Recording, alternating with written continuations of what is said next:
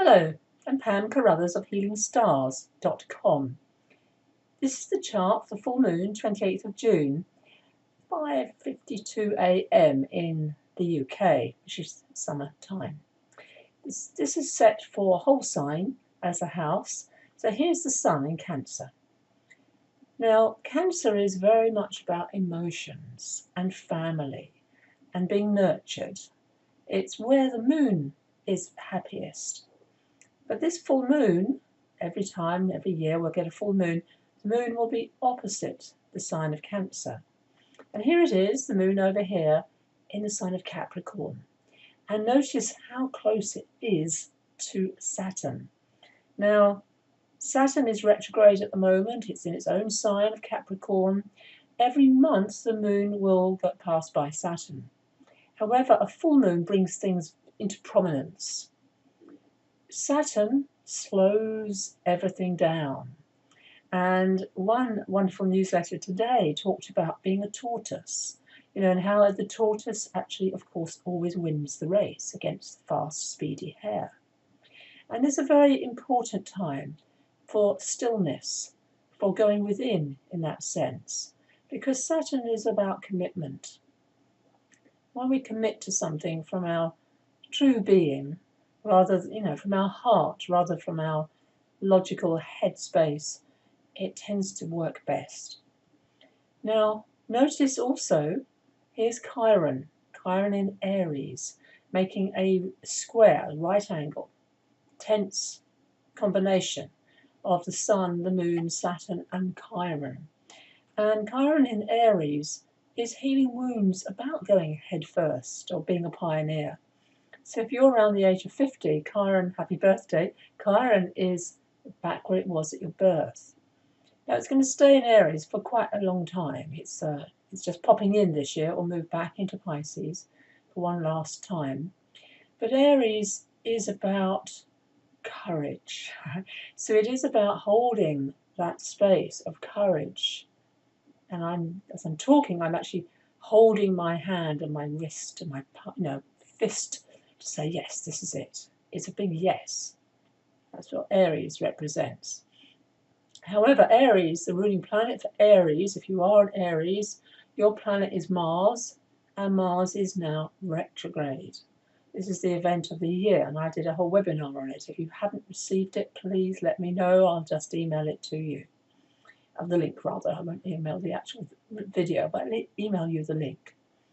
Mars retrograde is in a tense situation because it's also 3 times it will make a square, a tense aspect to Uranus, which is now in Taurus. Now, when Mars and Uranus combine, accidents can happen because Uranus and Mars are very unbalanced, very ungrounded. And I have heard of at least 3 people I know who've had accidents over the last couple of weeks. Now, that square was on May the 16th. It occurs again on August the 2nd and finally on September the 18th. However, it's still active because it's what we call in orb throughout this whole time. So it's one of those very important transits to notice, to take time, be more aware of your surroundings. And accidents, of course, it's cars, it's always, somebody else, who's not thinking. So be aware of that. It's a very important, very, very important thing to be aware of. Now, the other planets at this time, we have Mercury in Cancer, but about to move into the next sign of Leo. Mercury moves fast. However, coming up in July, it will go retrograde. But it won't happen right until the 26th. So not to worry about that at all. It's a long way off. Venus, notice Venus here, she is in Leo. Venus in Leo is the Queen archetype. It's a very powerful archetype. However, notice the dotted green line. It's making a difficult aspect to Neptune.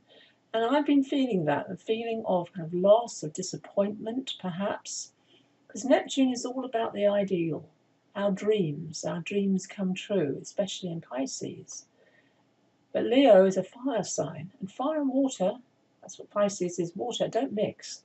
But this will pass very soon, because Venus is moving fairly fast through the sky. Neptune, however, is very slow. Notice the very good connection that Neptune and Jupiter are having at this time. And this is holding its position for months. Jupiter, the planet to do with travel, cultures, higher education, faith, optimism, hope, all of the benefic feelings that we have, beneficial, that's what Jupiter is. It's known as a benefic. It will start to move forward again. I say again because all planets move forward and backwards apart from the Sun and Moon on a regular basis. So July the 11th, it will move forward. This is good news if you're a teacher, especially if you're a Scorpio. It's giving us optimism at this time and hope as well. And also notice the Sun. Sun's at 6 of Cancer. It's also creating and is moving towards a grand trine. That's a flow of energy in the 3 water signs of Cancer, Scorpio, and Neptune. And that starts, it's building, it's coming there, but it starts on the 5th. That's when the Sun is exactly making a trine to Jupiter. Enjoy the sunshine in the summer if you're in the Northern Hemisphere. And of course, it is a time to enjoy the senses and appreciate the garden and the colourful clothes people are wearing now and people are relaxing. It's a good time. So this full moon, notice, slow down, be patient. Saturn is saying that, be patient. And just wait a while before that lovely Jupiter energy starts to really get stronger. And that is happening very soon. Thank you for watching. Pam Carruthers, HealingStars.com.